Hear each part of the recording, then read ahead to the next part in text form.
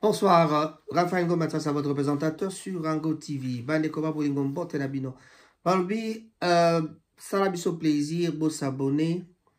En tout cas, aimer, partager page Nabiso. Lelo, ils allaient comme moi causerie à soir. Causerie à soir, il y a lelo. Tolingi tobe tamasolo, il y a Maïmazali Kodeka Kati Namboka, et Lokonini, et les Kakilobi. Le bien, il y a bongo prestation, il y a serment, il y a M. Félix Antoine Tshisekedi Lombo, le président de la République. Manda Yami Balé Banda Kibongo.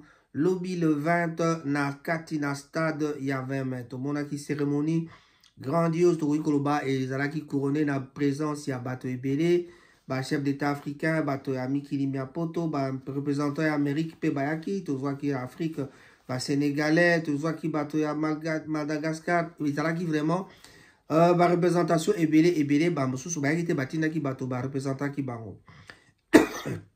Voilà. Pour la yango, temezali sous-souté, ils allaient bongo koué bate, Monsieur Félix Antoine Tshilombo a commis bongo, na poste naye, il y a Bokondi, il y a président de la République après qui serment, au bosso bois, cour d'appel, cour constitutionnelle plutôt, cour constitutionnelle, les alaki wana, na baimboka, bana Congo, na bakondi nyonso, bazalaki wana pour la kotali sate, Bokondi a président Félix et Bandaki Bongo Lobby. Na masolo mosu tokobeta masolo ya football boebi na bola muteto utaki kobeta bale mbaleleki mais ya lelo tobeti bongo na Maroc abeti na RDC. Ba Léopard va s'offrir droit moko ya komuzamwa bandoto na avec la joker moko ya luxe. Bon voilà, qu'est-ce qui s'est passé exactement? On en parlera, en tout cas c'est sans problème. Un petit incident ezalaki na stade Balobi. Il y a des gens qui ont raconté que mon représentant il y a États-Unis à Lingaki Kosengate abima la stade avant même départ il y a président de la République. En tout cas, et ça l'a quitté, Pekisa qui est dans pas protocole, mais côté le maya dinga côté le avant est-ce qu'ils allaient qui pour dénigrer prestation serment à Tshilombo to ezalaki nini et là qu'on est ça qui était yaluka kendavant. Nzoto ezalaka nzoto ta mususu ne balbaki ezalaka nzoto eza malamu te masuba to nzoto diarrhée to nini. En tout cas, il y avait un problème esalaki ke ye mokonzi wana représentant il y a États-Unis alingaki te abima akende. Mais pekisaki en tout cas ekomaki na tango akobima azalaki pe moto liboso akobima te abimaki en tout cas peut-être 5-6e kobima na ye. Mais ezali makambo eyaka toyebi tina na yango te, mais plus tard peut-être soki tozui na ba investigation mosusu tokoyeba soki elakisi nini wana ezali bongo reportage esalamaki ezalaki reporté na masolo wana ezalaki rapporté plutôt na baye basalaka mpona personne attitré na présidence. Tokoluka kovérifier ba information yango bien po toyeba eloko nini esalaki te mokonzi wana ya ba représentant ya ba américain représentant à Joe Biden à Coca-Cola abima avant. Bandeko babolingo batata bama bandeko mboka ezali na kimia mboka ezali na kimia kakate parce que tu que na est bitumba ezali bongo ko continuer so que to bitola na makambo est makambo na est bitumba ezali kaka kotambola kino lelo.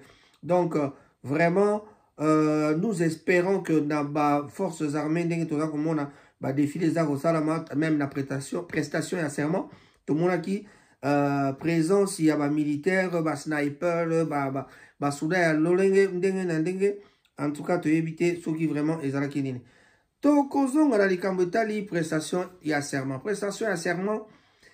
le président Félix Tshisekedi appelle les Congolais à la mobilisation dans la lutte contre l'insécurité et la pauvreté. Bazai kosenga na peuple nyonso va se mobiliser pour la makambo matali insécurité et pauvreté. Na discours na ya investiture il y a samedi le 20 na stade ya martyr de la Pentecôte, président de la République Azali bongo réélu pour na mandat na ya mibale Félix Antoine Tshisekedi a expliqué qu'il n'a pas tout avec certitude pe na kolobana bo solo penza na kondimate na concours ya ba congolais pe interpellation ya devoir patriotique ezali na batu banso na kati na nzoto na batiso ba congolais na concours patriotique on est dit kosenga te République démocratique du Congo et qu'on soit capable de combler les attentes et qu'on relever les défis pour assurer destinée à Congo. Donc, vraiment, comme d'habitude, Monsieur le Président, il s'agit pour nous transformer durant les 5 années. Donc, donc, prouesse que nous avons réalisé et parachever aussi ça, avènement il y a Congo est dans la plus unie, mieux sécurisée et plus prospère. Donc, il s'agit désormais pour nous de rester mobilisés et soudés dans notre lutte contre l'insécurité et la pauvreté, a-t-il déclaré. Donc, Tshilombo nous a déclaré cela pendant sa prestation de serment. Donc, une nouvelle ère est née. Son speech, le président a appelé à tous les acteurs des institutions publiques à quelque niveau que ce soit, ainsi que tous les concitoyens, les citoyens bien sûr, à un sens élevé de patriotisme afin que le rêve de voir la RDC dans toute sa splendeur devienne une réalité. Voilà. Une réalité, oui, mais en tout cas, comme reproché la président de la République, Ezali Kaka, moi, ndambo ya makambo zomona lokwa moi tribalisme. En tout cas, comme moi problème na makambo ya mboka na biso Congo. On raconte même qu'il y a 260, il y a tribu moko Ezali déjà katina parlement. Totali ba poste clé batomingi ba comme occupé ali tribu moko wana.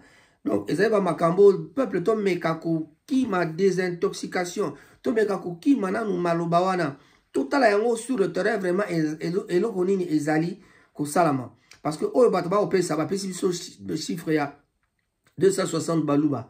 Nani atanga ki yango, nani a confirmé yango, les gens en parlent. Bon, tous la ba preuve mosusu tokolo ba ke oui, tala ba poste bo, ba poste ba tala ba poste bo. Peut-être que bato ba postula ki wana, mais on ne peut pas défendre ba idée, ba idéologie lokwa wana. Ezali kaka likambo te to eba que makambo o toza komona yango nde tokolo ba, mais tozala sûr que ezali ndenge wana. Biso ba pandisango mosala biso ko pesa ba information, mais to eba te information to ko pesa ezala o ezali accurate, c'est-à-dire o ezali na bo solo penza. Koya ko pesa ba information o ezali ya lokuta ezali malamu te. Donc vraiment nyonso to ko ba to eba ka ko vérifier yango po te to eba makambo nini ezali exactement koleka kati namboka.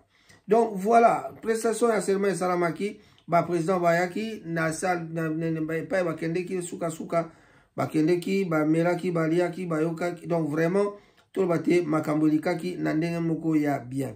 Notre pays se veut aujourd'hui plus qu'hier un acteur incontournable, mieux un catalyseur sur le plan international. Donc alobi ke tozala bato moko beaucoup plus incontournable, mieux catalyseur na plan international. Donc voilà ma vision ya Tshisekedi comme vous avez un peu expliqué la ligne wana. Mais na kotala kama kamnenge zo le kato ebite soki union sacrée kozala susu union sacrée mbala oyo ou bien kozala ndenge mususu. Quelle sera la majorité qui sera dégagée na parlement? Et kozala ndenge nini bande ko babolingo yango wana nde tozali kozela poto eba. Toko pesa mbote na bande ko na biso mama Marie-Cécile na kisangani bambote na yo yango wana. En tout cas tango bato baza koluka basolola tango biso toza kosala musala oyo ambassadeur à RDC d'Afrique du Sud Ouest à zalaki bon la situation ya ba migrants congolais bakoto kuna. Tozali bon tant en Afrique du Sud monsieur Joseph Désiré monsieur Joseph Kabila Kabangi ancien président le sénateur à vie Nangonga Oyo Boye Bazalaki qui prêtait serment. Kabila n'a pas répondu à son invitation. Mais quand il y a Kabila l'air mo ba kolobate Kabila azalaki bongo à azalaki naye mais aboyaki koya bon. Mais en réalité tout le monde qui ba photo Kabila azaki en Afrique du Sud na makambo maye matali ba kelasi naye eskaza kotanga alors ça la ba thèse naye kuna soki ba doctorat soki pe atanga katamaka naye akoma naye moi la classe ye moko yebi eloka lukaka monsieur le Bokilo national monsieur Joseph Kabila.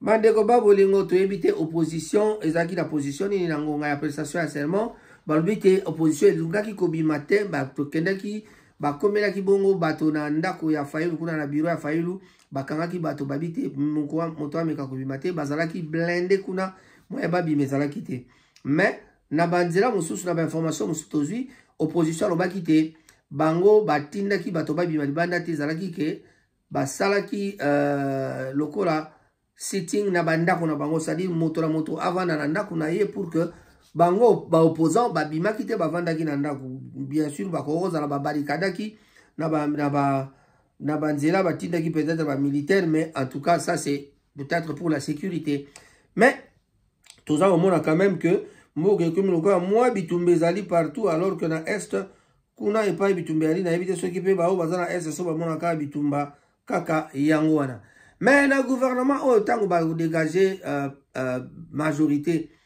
Qui sera le premier ministre?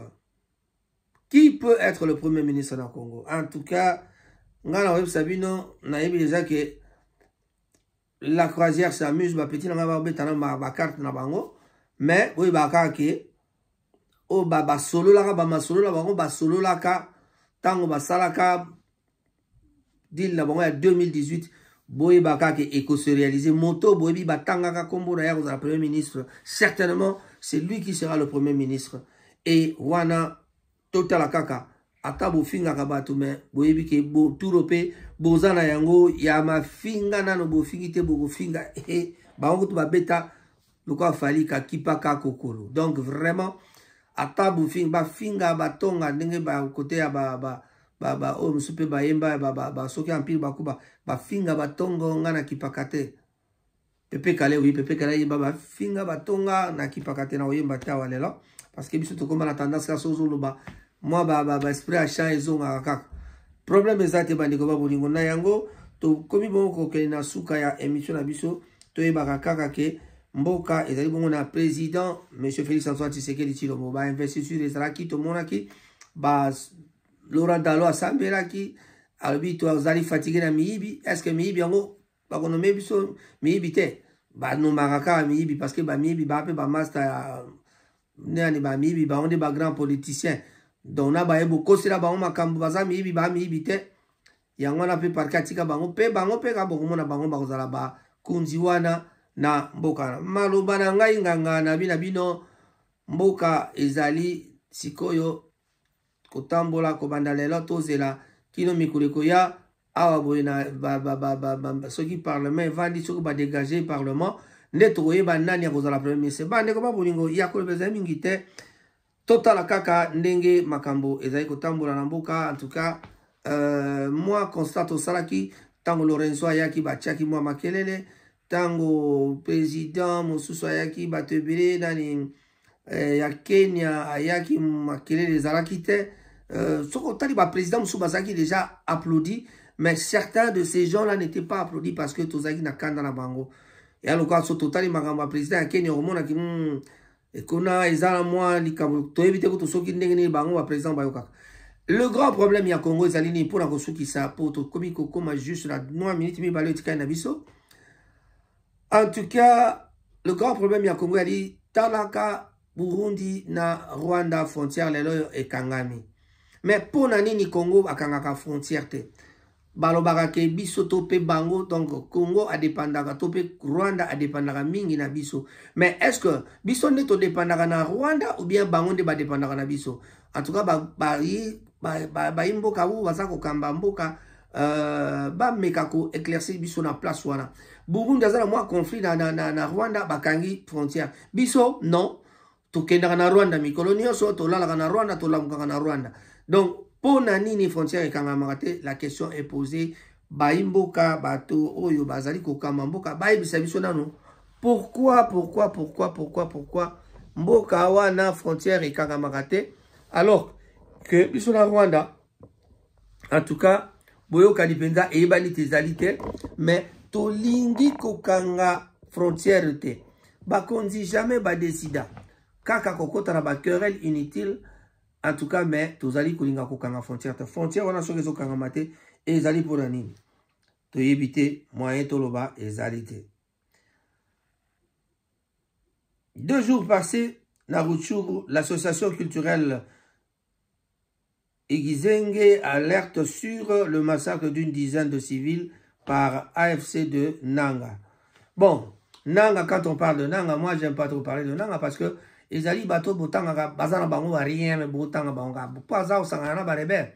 Donc M23 ezaka M23 ningi zalaka atabaye ko renforcer ba ona Nanga.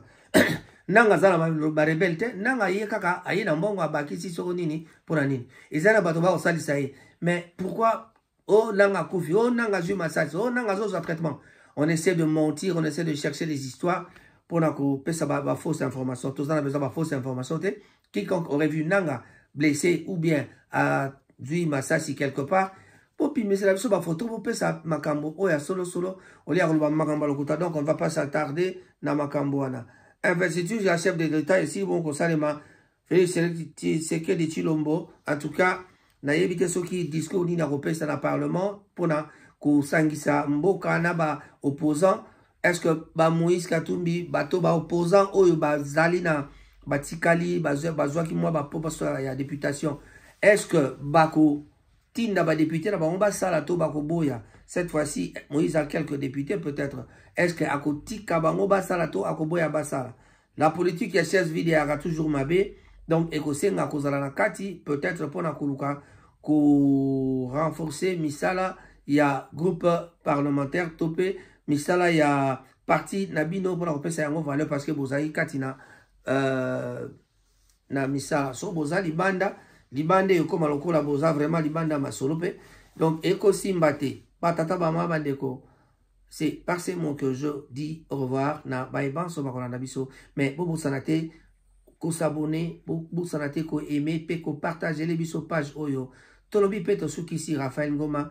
Un grand bonjour à toi James Cameron, merci beaucoup. Ba maman Bolingo Yamboka Manchester bakosala bongo le 9 mars milulu ya kosangisa ba mama pe batata mboka mobimba biso stokende na Salford ba adresse ko pesama plus tard na Salford de pa église la gloire et pa wapi masolo ekozala na fête il y a le 8 mars pour la maman mais ekozala bongo na mokola le 9 mars pour la kosangisa ba famille nyonso ba ya ko fêter fête ya ba maman donc maman nyonso akobenga papa ba famille ya ba maman Bolingo pe ba famille nyonso ya Manchester en tout cas tokutana le 9 mars pour célébrer Journée de la femme, cette fois-ci organisée par la femme.